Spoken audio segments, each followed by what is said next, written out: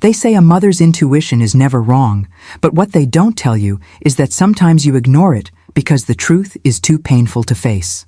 I learned that lesson at 72 years old, standing in my own kitchen at 3 in the morning, staring at a document that would shatter everything I believed about my family. My name is Dorothy Mae Harrison, and the person who tried to destroy me was the last person on earth I ever suspected, the one I had welcomed into my home with open arms, the one I had trusted with my grandson's heart, my daughter-in-law, Vanessa. It started 6 months ago, though I didn't recognize it then. Small things, a misplaced checkbook, bills I didn't remember receiving, my son Marcus mentioning that I had agreed to co-sign a loan I had no memory of discussing. At first I blamed my age. 72 isn't ancient, but when you start forgetting things, you wonder if this is how it begins. The slow fade into confusion that took my mother before she turned 80. But something in the back of my mind kept whispering that this wasn't memory loss. This was something else entirely. I live in the house my late husband Jerome and I bought 43 years ago in a quiet neighborhood where everybody knows everybody. Jerome passed 11 years ago from cancer, and for a long time after that, I thought my life was essentially over. Then Marcus met Vanessa at a church fundraiser 5 years ago, and watching my son fall in love again after his divorce breathed new life into all of us. Vanessa was beautiful, polished, articulate. She worked in real estate, or so she said, and she had a way of making you feel like you were the most important person in the room when she spoke to you. My grandson Tyler, who was 14 at the time, seemed to adore her almost immediately. Within 8 months, they were married. I should have known something was wrong when Vanessa started taking an unusual interest in my finances. It began innocently enough. She would mention how important it was for seniors to have their affairs in order, to make sure everything was properly documented so the family wouldn't face difficulties later. She talked about estate planning, trusts, power of attorney, all with such concern and warmth that I felt grateful someone in the family was thinking ahead. Jerome had always handled our finances, and after he died, I managed well enough on my own, but I had never created a formal plan for what would happen to the house, my savings, my retirement accounts. Vanessa offered to help. She knew people, she said, professionals who could make sure everything was protected. That's how it started, the slow, careful infiltration of my life. Looking back now, I can see how methodical she was, how patient. She never pushed too hard. She would plant a seed, then wait weeks before bringing it up again. She made suggestions that sounded like loving concern. Have you thought about adding Marcus to your bank account, just in case something happens and someone needs to pay your bills? Wouldn't it be easier if I helped you organize your documents so everything is in one place? You know, Dorothy, at your age, you really should have someone you trust with power of attorney. What if you have a medical emergency and can't make decisions for yourself? Every suggestion made perfect sense. Every offer of help seemed to come from a place of genuine care, and I was lonely. That's the part I'm almost ashamed to admit.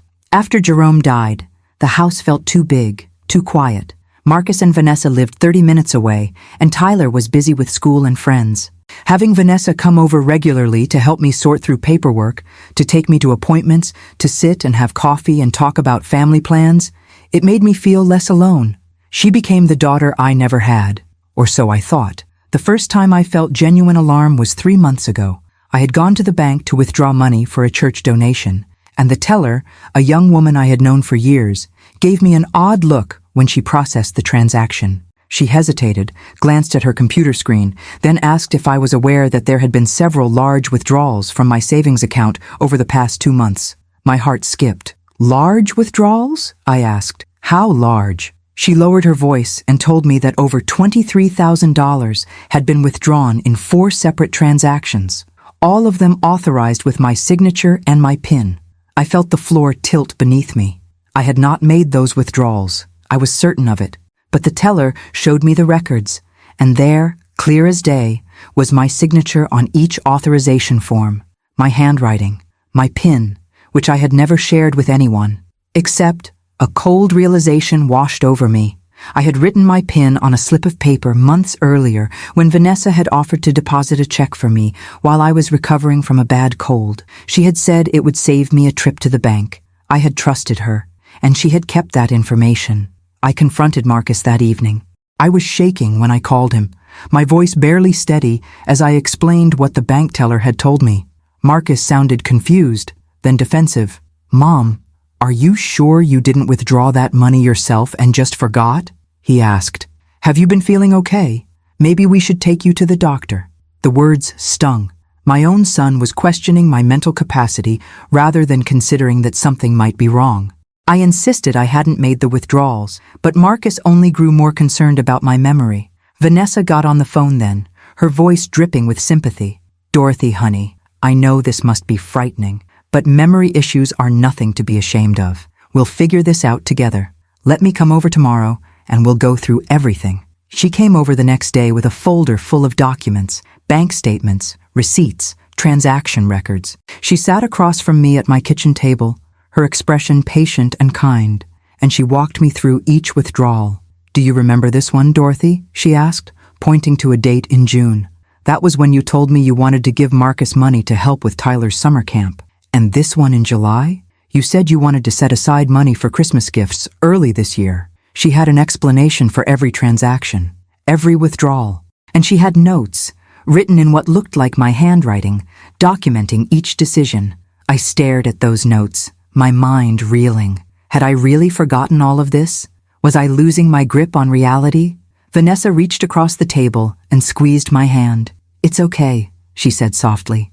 "This happens to a lot of people your age. You're not alone.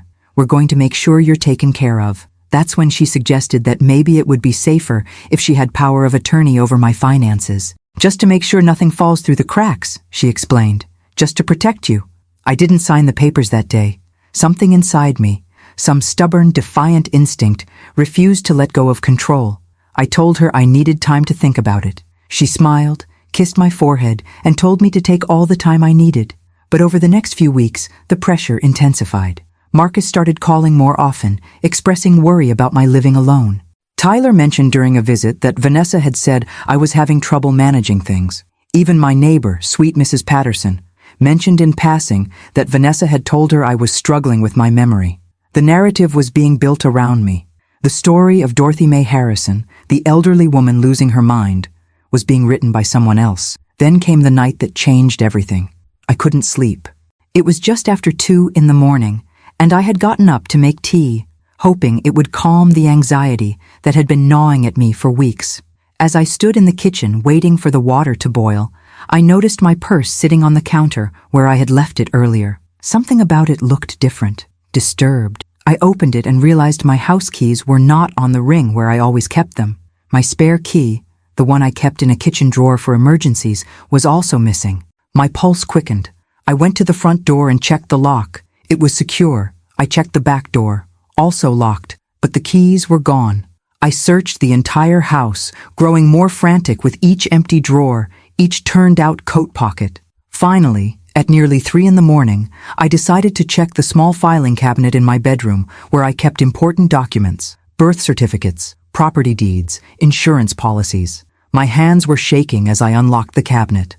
And that's when I found it, a document I had never seen before. A power of attorney form, dated 2 weeks earlier, granting Vanessa complete control over my finances and medical decisions. The signature at the bottom looked exactly like mine, but I had never signed it. I stood there in the darkness of my bedroom, holding that piece of paper, and everything clicked into place. The missing money, the forged notes, the whispers about my failing memory, the missing keys. Vanessa hadn't been trying to help me. She had been systematically dismantling my autonomy, piece by piece, building a legal case that I was incompetent while simultaneously stealing my money and forging my signature on documents that would give her total control over everything Jerome and I had spent a lifetime building. And she had done it so perfectly, so patiently, that even my own son believed I was the one losing my mind. If you have ever trusted someone completely only to discover they were betraying you the entire time, you understand the special kind of devastation that comes with that realization. It is not just anger. It is a grief so profound it feels like drowning. Because she had not just stolen my money. She had stolen my credibility, my relationship with my son, my sense of safety in my own home. And she had done it all with a smile. I knew then that I had 2 choices. I could confront her directly, but she had already positioned me as unreliable, as confused, as someone whose accusations could not be trusted. Or I could be smarter. I could gather evidence. I could prove what she had done before she completed her plan, because I realized with absolute clarity that this was not over. If she had gone this far, she would not stop until she had everything: my house, my savings, my life, signed away on documents I never authorized. I sat down at my kitchen table as the first light of dawn began to filter through the windows. That forged power of attorney document spread out before me, and I made a decision. I was not going to be a victim. I was not going to let Vanessa Harrison destroy me. I was going to fight back, and I was going to make sure that when the truth came out, there would be no room for doubt about who the real criminal was. But what I discovered in the days that followed was so much worse than simple theft, because Vanessa's plan did not end with my money. It ended with my death, and she had already set the pieces in motion. The first thing I did was call my lawyer. Not the family attorney Marcus and Vanessa knew about, but a woman I had worked with decades ago when Jerome and I bought our first rental property. Patricia Chen was 70 years old herself, sharp as a knife, and had a reputation for handling complex fraud cases. When I called her office that morning at 8 o'clock sharp, my voice was steady despite the tremor in my hands. "Patricia," I said when she answered, "it's Dorothy Harrison.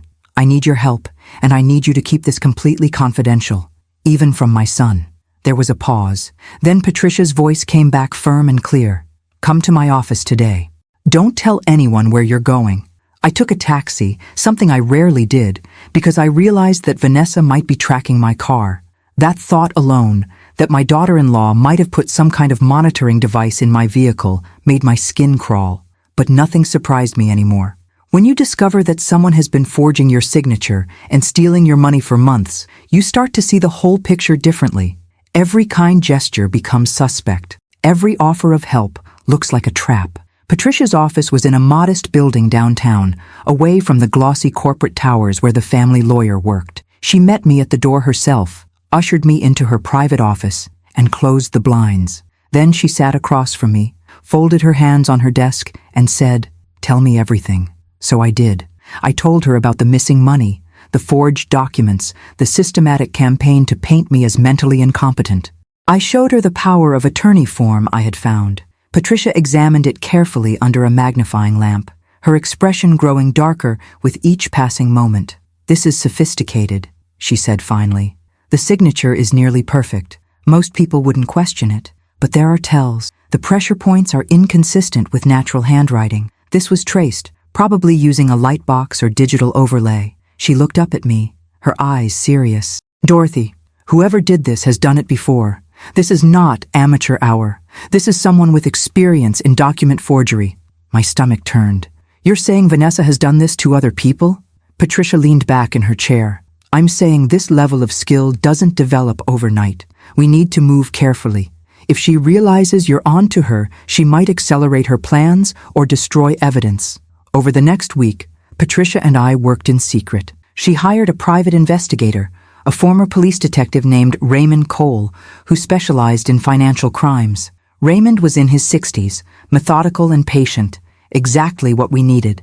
His first step was to pull Vanessa's background, and what he found made my blood run cold. Vanessa Parker, before she became Vanessa Harrison, had been married twice before. Both husbands had died. The first, a man named Gerald Tucker, died of an apparent heart attack at age 68, leaving Vanessa as the sole beneficiary of his estate, which included a house and over $200,000 in life insurance. The second husband, Michael Reeves, died in a fall down the stairs at age 71. Again, Vanessa inherited everything. 2 dead husbands, both significantly older than her, both dead within 3 years of marrying her, and both deaths ruled accidental or natural. I felt sick. I thought of Marcus, my strong, healthy 50-year-old son, and wondered if he was in danger too. Or was I the target because I had more assets, because I was older, more vulnerable, easier to paint as senile? Raymond dug deeper. He discovered that before Gerald Tucker died, he had changed his will 3 times in 18 months, each time increasing Vanessa's share. Before Michael Reeves fell down those stairs, he had signed over power of attorney to Vanessa, claiming he needed help managing his affairs due to memory problems. The pattern was identical to what was happening to me. But here's what terrified me most. Raymond found death certificates, police reports, witness statements, and in Michael Reeves's case, there had been someone who questioned the circumstances of his death. His sister, a woman named Linda Reeves, had tried to get the police to investigate further. She claimed Michael had been in perfect health, had no history of memory problems, and that the fall didn't make sense. But Vanessa had provided medical records showing that Michael had been diagnosed with early-stage dementia by a doctor named Harold Chen. The police had accepted the documentation and closed the case. Linda Reeves died 8 months later from an overdose of prescription medication. Ruled a suicide. I sat in Patricia's office, staring at the documents spread across the conference table, and I understood that I was not dealing with a common thief. I was dealing with a serial killer. Someone who had perfected the art of marrying vulnerable people, isolating them, stealing their assets, and then eliminating them in ways that looked natural or accidental. And she had targeted my family. She had married my son to get access to me. Marcus was just a door that opened into a bigger prize. My house, worth nearly $400,000. My savings, over $300,000. My life insurance policy, another $200,000 with Marcus as the primary beneficiary. Almost $1 million in total, enough to make murder worth the effort. Patricia's voice cut through my spiraling thoughts. Dorothy, we need to go to the police with this, right now. I shook my head. The police won't believe me. I'm a 72-year-old woman whose own son thinks she's losing her mind. Vanessa has already created a narrative. She has forged medical records showing I've been treated for memory loss. She probably has that doctor, Harold Chen, on her payroll, ready to testify that I'm incompetent. If I go to the police now, she'll just accelerate her plan. Raymond leaned forward. Then what do you want to do? I met his eyes. I want to catch her in the act. I want proof so solid that no one can deny what she is. The plan we developed was dangerous. Patricia warned me repeatedly that I was putting myself at risk, but I was already at risk. The difference was that now I knew it. Raymond installed hidden cameras in my house, tiny devices in the smoke detectors, in picture frames, in the kitchen clock. He set up software that would back up all footage to a secure cloud server that Vanessa couldn't access or destroy. Then we waited. We waited for her to make her move, and she did not disappoint. 3 days after the cameras were installed, Vanessa came to visit. She brought flowers and a smile, and she asked how I was feeling. "Just checking on you, Dorothy," she said, setting the flowers in a vase on the kitchen counter. "Marcus has been worried." I told her I was fine, just tired. She made tea for both of us, insisting I sit down and relax. I watched her move around my kitchen with the ease of someone who had been there 100 times. She knew where everything was, the cups, the tea bags, the sugar. She prepared my tea with care, adding just the right amount of honey the way I liked it. Then she handed me the cup and sat down across from me. We talked about nothing important. Tyler's grades, an upcoming church event, the weather, and the whole time I sipped my tea and wondered if this was how it would happen. If she had put something in the cup, some slow-acting poison that would mimic a heart attack or stroke, some medication that would make me confused and disoriented, setting the stage for an accident. My hands trembled slightly as I set the cup down. Vanessa noticed. "Are you okay, Dorothy?" she asked, her voice full of concern. "You seem shaky." "I'm fine," I lied. "Just a little dizzy. Maybe I should lie down." Her eyes brightened almost imperceptibly. "That's probably a good idea. Here, let me help you to your bedroom." She supported me as I stood, her arm around my waist, guiding me toward the hallway. My heart was pounding. The cameras were recording everything. Raymond and Patricia were monitoring the feed from a laptop in Raymond's car parked 2 blocks away. If something happened to me, they would have evidence, but evidence meant nothing if I was dead. We reached my bedroom, and Vanessa helped me onto the bed. She arranged the pillows behind my head, pulled the blanket over me, her movements gentle and caring. "You rest now," she said softly. "I'll check on you in a little bit." Then she left the room, pulling the door partially closed behind her. I lay there, my heart racing, listening to her move through the house. I heard drawers opening, papers rustling, the sound of my filing cabinet being unlocked. She was searching for something, or planting something. 20 minutes passed. Then I heard her voice, muffled, but clear enough. She was on the phone. I could only catch fragments. Yes, it's done. The dosage should start taking effect within the hour. By tonight, she'll be disoriented.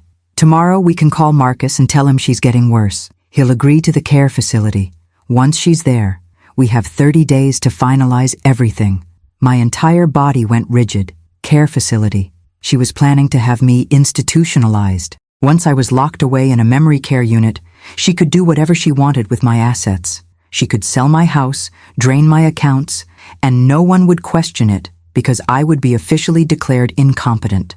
And if I died while in that facility, from a fall or an infection or just the stress of being removed from my home, no one would find it suspicious. Elderly people died in nursing homes every day. I forced myself to remain still, to breathe slowly, even as my mind screamed at me to run. I had to let her believe the plan was working. I had to give the cameras time to capture everything. After another 10 minutes, I heard the front door close. She was gone. I waited 5 more minutes, then got up carefully. My head did feel strange, a slight heaviness that could have been fear or could have been the beginning of whatever she had put in my tea. I stumbled to the bathroom and forced myself to vomit, hoping to expel whatever was in my system. Then I called Patricia. She and Raymond arrived within 20 minutes. Raymond had already reviewed the footage. We had everything. Vanessa on camera preparing the tea, audio of her phone conversation, video of her going through my personal documents without permission. But Patricia's expression was grim. "This is good evidence of theft and conspiracy," she said. "But it's not enough to prove attempted murder. The tea you drank, we can have it analyzed. But unless we can prove what she put in it and show intent to harm rather than just sedate, a good defense attorney will argue she was trying to help you calm down, that she put in a sleep aid or anxiety medication with good intentions. We need more." Raymond nodded. "We need to catch her in an act that can't be explained away, something that shows clear intent to kill." My voice was hoarse. "Then we keep going. We let her think it's working." The next morning I called Marcus. I made my voice confused, slightly slurred. "Marcus," I said, "I don't feel well. I think something's wrong." He immediately went into protective mode. "Mom, I'm coming over right now. Should I call an ambulance?" "No," I said. "No ambulance. Just come. Maybe bring Vanessa. I think I need help." I hung up before he could respond. Patricia and Raymond were already in position. Raymond had installed additional cameras outside the house, covering every entrance. Patricia was in her car down the street with a direct line to the police. If things went wrong, she could have officers there in under 3 minutes. Marcus and Vanessa arrived together within 40 minutes. I met them at the door, making sure to sway slightly, to seem disoriented. Marcus caught my arm. "Mom, what's going on? You look terrible." Vanessa's face was a mask of concern, but I saw something else in her eyes, satisfaction, maybe even excitement. "Dorothy, honey, let's get you to the couch. Have you eaten today?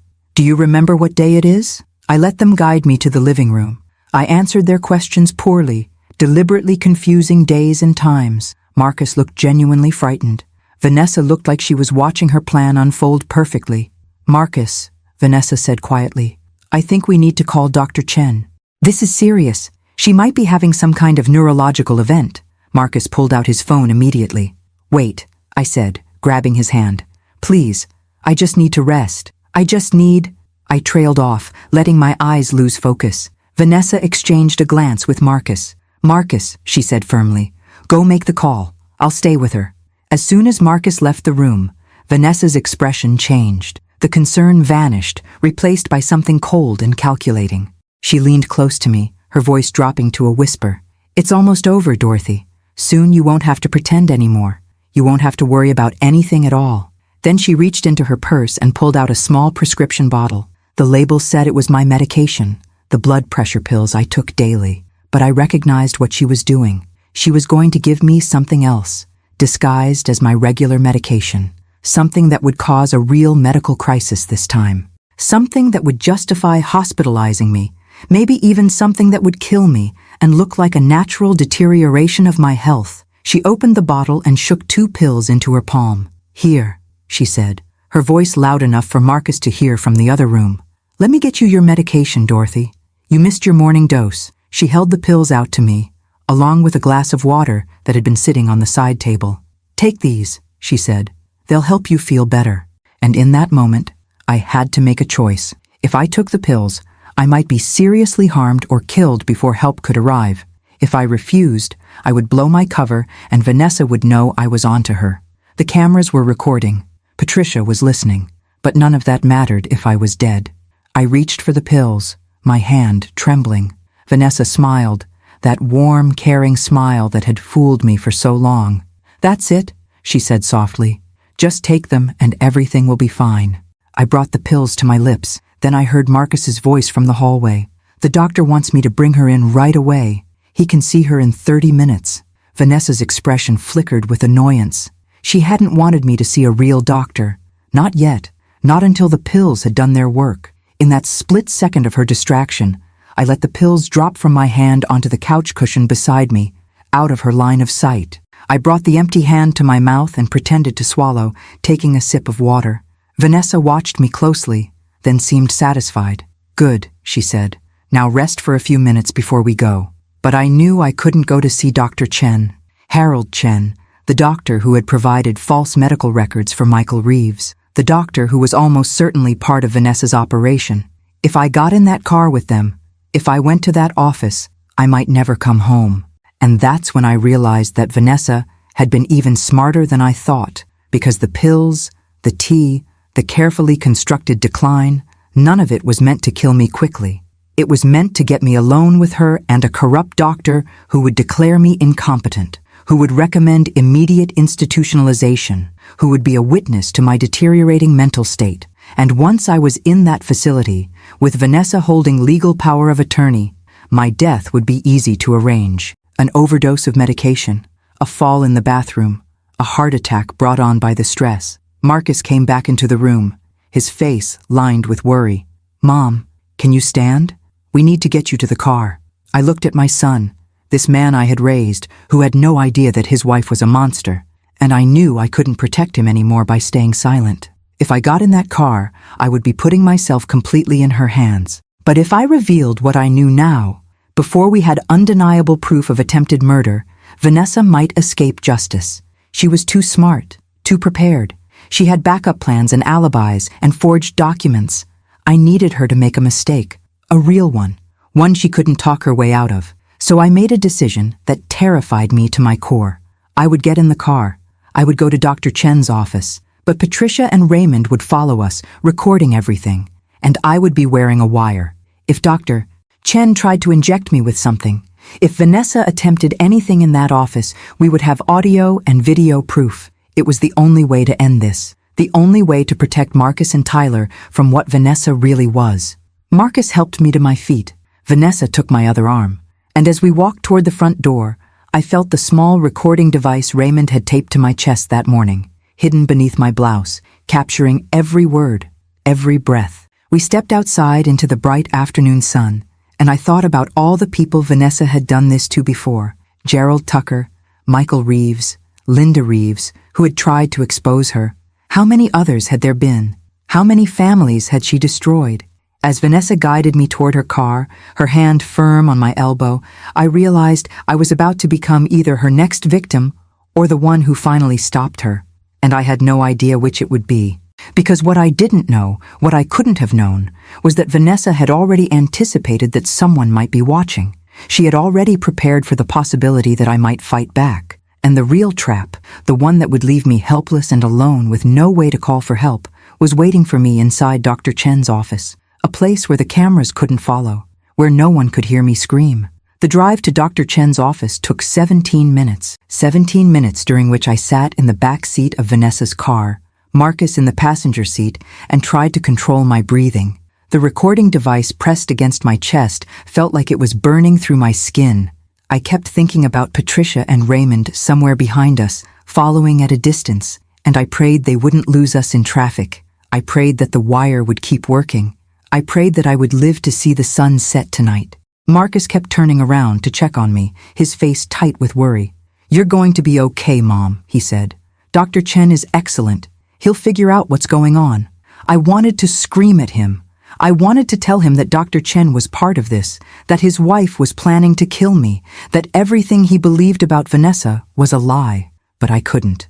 Not yet. Vanessa drove with perfect calm, her hands steady on the wheel, occasionally glancing at me in the rearview mirror. Our eyes met once, and I saw it clearly. She knew I was afraid, and she was enjoying it. Dr. Chen's office was in a medical building that looked legitimate enough from the outside. Clean, modern, with other practices on different floors. But Vanessa led us to a suite on the 3rd floor at the end of a long hallway, away from the other offices. The waiting room was empty. No receptionist at the desk, no other patients, just silence and the hum of fluorescent lights overhead. Marcus frowned. "Is the office closed?" he asked. Vanessa shook her head. "Dr. Chen is seeing your mother as a personal favor." He cleared his schedule to fit her in. She pressed a button on the reception desk, and a moment later, a door opened. Dr. Harold Chen was a small man in his 60s with wire-rimmed glasses and a gentle smile that didn't reach his eyes. "Mrs. Harrison," he said warmly, extending his hand. "Please come in. Let's see what we can do to help you." Marcus started to follow, but Dr. Chen held up a hand. "Mr. Harrison, I'll need to examine your mother privately first. It's important that I get accurate responses without any external influence. Standard procedure for cognitive assessments." Marcus hesitated, then nodded. Vanessa put her hand on his arm. "We'll wait right here," she said. "She won't be long." I wanted to refuse. I wanted to demand that Marcus come with me. But I knew that would seem like paranoid behavior, exactly what Vanessa wanted everyone to think. So I followed Dr. Chen into his examination room, and the door closed behind us with a soft click that sounded like a lock engaging. The room was sterile and cold. An examination table, a desk, medical equipment on the counter, and no windows. Dr. Chen gestured to the examination table. "Please have a seat, Mrs. Harrison. Let me take your vitals." He wrapped a blood pressure cuff around my arm and pressed the button to inflate it. As the cuff tightened, he spoke in that same gentle tone. "Mrs. Harrison, Vanessa has told me that you've been experiencing some confusion lately. Memory lapses, difficulty managing your daily activities." I said nothing. The cuff released, and he noted the reading. "Your blood pressure is quite elevated. That's concerning at your age. Have you been taking your medication regularly?" I looked at him steadily. "What medication are you talking about, doctor?" "The medication I actually take, or the medication Vanessa has been giving me." His expression didn't change, but I saw his hand pause for just a fraction of a second as he reached for his stethoscope. That confirmed everything. He knew exactly what I was talking about. "Mrs. Harrison," he said slowly, "I think you might be more confused than Vanessa realized. These kinds of paranoid thoughts are often a symptom of progressing dementia." He moved behind me, ostensibly to listen to my breathing, but I felt him reach for something on the counter, heard the soft sound of a syringe being prepared. My heart slammed against my ribs. The wire was recording, but that didn't matter if he injected me with something that would kill me or render me unconscious before help could arrive. "Dr. Chen," I said loudly, clearly, making sure every word was captured. "What are you about to inject me with?" He came around to face me, the syringe in his hand. "This is just a mild sedative, Mrs. Harrison. You're very agitated. This will help you relax so we can continue the examination." I looked at the syringe. The liquid inside was clear. It could be anything. A sedative, a poison, something that would cause a stroke or heart attack and leave no trace. I thought about Michael Reeves, who had died in his home shortly after being declared incompetent by this same doctor. I thought about Gerald Tucker, whose heart attack had come so conveniently after he changed his will. And I knew that if I let Dr. Chen put that needle in my arm, I would be the next name on Vanessa's list. So I did the only thing I could do. I screamed. I screamed as loud as I could, and I threw myself off the examination table toward the door. Dr. Chen lunged for me, grabbing my arm, the syringe still in his other hand. "Mrs. Harrison, stop! You're going to hurt yourself." I fought him, clawing at his hands, my voice hoarse from screaming. "Marcus! Marcus! Help me!" The door burst open. Marcus stood there, his face shocked and confused. "Mom, what's happening?" Behind him, Vanessa's expression was no longer concerned. It was cold, calculating. She was assessing the situation, deciding whether her plan could still be salvaged. And that's when Patricia Chen and Raymond Cole came through the waiting room door, moving fast. Patricia held up her phone. "We have everything on recording," she said sharply. "Dr. Chen, put down that syringe. We've already called the police. They're on their way." Dr. Chen froze. For a moment, no one moved. Then Vanessa did something I didn't expect. She ran. She turned and bolted down the hallway toward the stairwell. Raymond took off after her, his footsteps heavy on the tile floor. Marcus stood in the doorway, his face white with shock. "Mom, what is going on?" he whispered. His voice was broken, and I knew that the next few minutes were going to destroy his world. Patricia moved into the examination room and stood between me and Dr. Chen. The police arrived within 3 minutes, and suddenly the quiet hallway was full of uniforms and radio chatter. Dr. Chen didn't resist. He simply set down the syringe and put his hands up, his face resigned. He had been caught, and he knew it. Raymond returned 10 minutes later, breathing hard. He had Vanessa in custody. She hadn't gotten far. As the officers led Dr. Chen away in handcuffs, Patricia turned to Marcus. "Mr. Harrison, I'm Patricia Chen, your mother's attorney. We need to talk. There are some things you need to know about your wife." Over the next hour, in a conference room at the police station, Marcus learned the truth about the woman he had married. Patricia showed him the evidence. The forged documents. The recorded footage of Vanessa drugging my tea. The audio of her phone conversation planning to institutionalize me. The background investigation revealing her 2 dead husbands. The pattern of theft and murder spanning over a decade. I watched my son's face as each piece of information landed like a physical blow. He kept shaking his head, unable to process it. "That's not possible," he kept saying. "Vanessa wouldn't. She's not like that." But the evidence was undeniable. And when the police searched Vanessa's home office, they found more. Computer files detailing her plans, a list of my assets with notes about how to access them, correspondence with Dr. Chen about the timeline for having me declared incompetent, and most damning of all, a file on Marcus himself, a detailed analysis of his financial status, his health history, and a projected timeline for his usefulness. Once Vanessa had secured my estate, Marcus was going to have an accident too. She had already researched various methods: falls, carbon monoxide poisoning, drug overdoses that could be staged to look like suicide. My son read through those files with tears streaming down his face. "She was going to kill me," he whispered. "After Mom, she was going to kill me." I reached across the table and took his hand. "Marcus, this is not your fault. You couldn't have known." But he pulled his hand away. "I should have believed you," he said, his voice breaking. "When you told me about the missing money, I thought you were losing your mind. I thought you were the problem." His shoulders shook with sobs, and I got up and wrapped my arms around him, holding my grown son the way I had when he was a child, and the world had hurt him. The investigation moved quickly. Dr. Chen, facing multiple charges including conspiracy to commit murder and medical fraud, agreed to cooperate in exchange for a reduced sentence. He provided detailed testimony about his arrangement with Vanessa.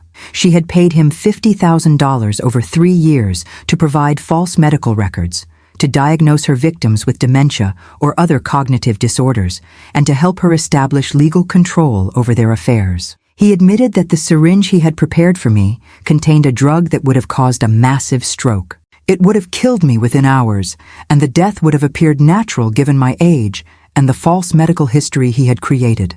Vanessa's other victims began to emerge. Investigators exhumed the bodies of Gerald Tucker and Michael Reeves.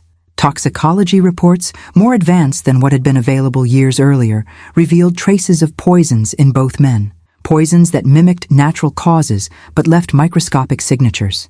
Linda Reeves, the sister who had tried to expose Vanessa, had not committed suicide. She had been murdered too, though proving it after so many years would be difficult. But there was enough evidence to charge Vanessa with 2 counts of first-degree murder, multiple counts of fraud, forgery, and conspiracy to commit murder in my case. The trial took place 8 months later. I testified for 3 hours, walking the jury through everything Vanessa had done. The stolen money, the forged documents, the systematic campaign to make me appear incompetent, the terror of sitting in Dr. Chen's office, knowing I was moments away from being killed. Marcus testified too, his voice steady, but his eyes haunted. He described how Vanessa had manipulated him, how she had used his love for her and his concern for me against both of us. Tyler, now 19 years old, sat in the courtroom every day, watching the woman who had pretended to care about him be revealed as a calculating killer. Vanessa showed no emotion throughout the trial. She sat at the defense table in elegant clothing, her hair perfectly styled, her expression neutral. Even as witness after witness described her crimes, she remained calm. Her attorney tried to paint her as a victim herself, someone who had been abused in her past and had developed psychological disorders that explained her behavior. But the jury didn't buy it. They saw what I had seen in that examination room. They saw the cold calculation, the predatory patience, the complete lack of remorse. The verdict came back after 4 hours of deliberation. Guilty on all counts. The judge sentenced her to life in prison without the possibility of parole. As the officers led her away, she turned and looked directly at me. Her expression hadn't changed. She still showed no emotion, no anger, no regret, nothing. And I realized that to her, I had just been a target that got away. She didn't hate me. She didn't feel anything toward me at all. I was just business that didn't work out. That realization was somehow more chilling than everything else, because it meant there was nothing human left in her to appeal to. She was a machine programmed for one purpose, taking money from the vulnerable, and I had simply been smart enough to break the program. Life after the trial was not easy. Marcus struggled with depression and guilt. He had loved Vanessa, or the version of her that she had shown him, and learning that none of it had been real devastated him in ways I don't think he'll ever fully recover from. He started therapy, which helped. Tyler was angry for a long time, feeling betrayed and foolish for trusting Vanessa. But he was young, and the young heal faster. He started college and threw himself into his studies, determined to become a lawyer so he could help other people avoid the kind of manipulation we had endured. As for me, I moved through the months after the trial in a strange state of numbness. I had survived. I had won. But victory felt hollow when I thought about all the people who hadn't survived Vanessa. Gerald Tucker's children, who had lost their father and their inheritance. Michael Reeves's sister Linda, who had been killed for speaking the truth. All the other victims we suspected, but couldn't prove. I thought about how many Vanessas might be out there right now, targeting lonely elderly people, people with no one to protect them, people like I had almost become. So I decided to do something about it. I used the money that Vanessa had stolen, and that was returned to me after her conviction, to start a foundation. The Dorothy Harrison Foundation for Elder Protection. We provide free legal services to seniors who suspect financial abuse. We offer education programs about the warning signs of manipulation and fraud. We train law enforcement on how to recognize and investigate these cases, and we advocate for stronger laws to protect vulnerable adults from predators like Vanessa. It's become my life's work, the thing that gives me purpose and helps me process the trauma of what I went through. Patricia Chen became the foundation's lead attorney. Raymond Cole runs our investigative division. Together, we've helped hundreds of families. We've stopped dozens of scams. We've put several other financial predators behind bars. And every time we save someone from the kind of nightmare I endured, I think about my late husband, Jerome. I think about how he and I built a life together based on trust and honesty. And I think about how Vanessa tried to take all of that and twist it into something ugly. But she failed, because I fought back. Marcus eventually remarried. A kind woman named Angela, who works as a school teacher and has no interest in my finances whatsoever. They have a daughter now, my granddaughter Emma, who is 3 years old and the light of my life. Tyler graduated college and is in law school, just as he planned. He calls me every Sunday. And I'm still here, in the house Jerome and I bought 43 years ago. The house Vanessa tried to steal. I'm 73 now. My hair is completely gray and my knees hurt when it rains, but my mind is sharp and I wake up every morning grateful to be alive. People sometimes ask me if I'm afraid, if I worry that there might be another Vanessa out there targeting me, and the honest answer is no. Because I learned something through this nightmare. I learned that my instincts were right, that small voice inside me that said something was wrong, that refused to sign over power of attorney, that made me search my house in the middle of the night. That voice saved my life. And I've learned to trust it completely now. I've learned that being kind doesn't mean being naive, that wanting to believe the best in people doesn't mean ignoring the evidence when they show you who they really are. I think about that morning when Vanessa brought me tea and sat across from me in my kitchen, smiling while she poisoned me. I think about how I almost died without ever knowing why. And I think about all the people who do die that way. Alone and confused, betrayed by someone they trusted. That's why I tell my story now. That's why I speak at conferences and to community groups and to anyone who will listen. Because somewhere out there, right now, there is another elderly person being targeted, another family being manipulated, another Vanessa closing in on her prey. And if my story can help even one person recognize the warning signs and fight back, then everything I went through will have meant something. The last time I saw Vanessa was at her sentencing.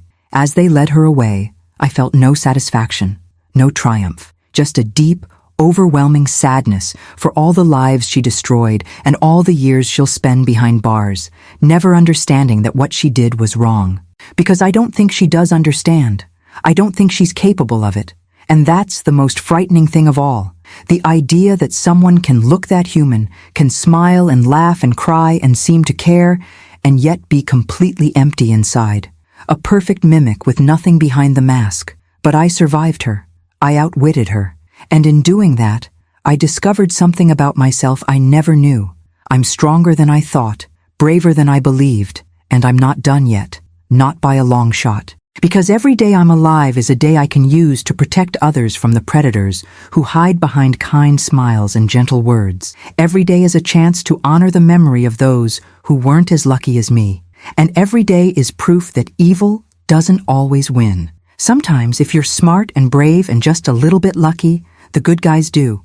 So if you're watching this and you recognize any part of this story in your own life, if someone is isolating you or taking control of your finances or making you doubt your own mind, please listen to me. Trust your instincts. Document everything. Get help from someone outside the situation. Don't wait until it's too late like I almost did. And if you know someone who might be vulnerable, an elderly parent or grandparent or friend, check in with them. Really check in. Ask the hard questions. Be the person who notices when something is wrong. Because sometimes the difference between life and death is just one person who cares enough to pay attention. They say that what doesn't kill you makes you stronger. I'm not sure I believe that. What happened to me didn't make me stronger. It made me wiser. It made me more cautious. It made me understand that monsters are real, and they don't always look like monsters. Sometimes they look like the perfect daughter-in-law bringing you tea on a quiet afternoon. But it also taught me that I'm a survivor, that when the worst happens, I'm capable of fighting back. And that's a gift I never wanted, but will carry with me for the rest of my life. My name is Dorothy Mae Harrison. I'm 73 years old, and I'm still here, still fighting, still protecting others from what I endured, because in the end, that's all any of us can do. Take our pain and transform it into purpose.